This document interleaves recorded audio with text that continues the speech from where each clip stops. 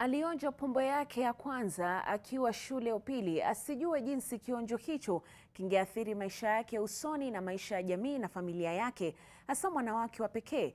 Mzee David Irungu na mwanawe Mark Justin Kamau walikutana na mwanahabari wetu Martin Mwaura na kumsimulia tu visa ambavyo wanasema laiti wangalikuwa na uwezo wa kubadilisha kuhusu maisha yao miaka ya nyuma.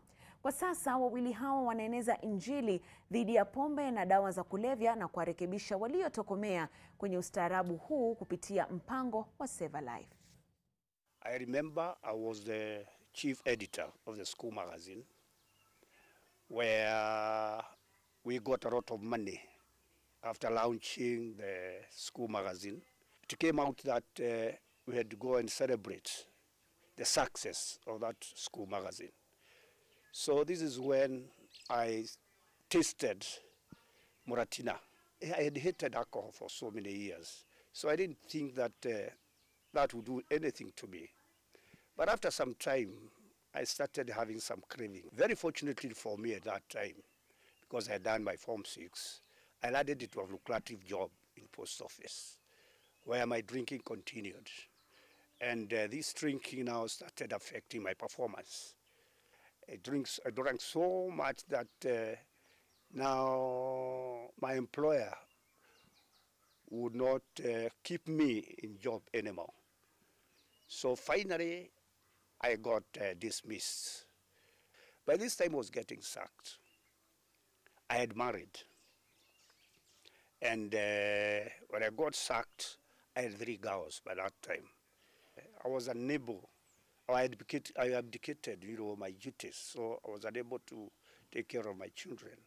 It's like most of my children, suffered trauma because of the things I would do after drinking. Sometimes I would be, violent. Sometimes I would chase them away from home. Sometimes I would hurl, bad words even to my wife. Finally, the same family found that I had a problem. After I left the rehab, I developed a passion to help other alcoholics and addicts. I went for addiction counseling diploma, where I was trained as a counselor, and now I was able. I acquired more skills.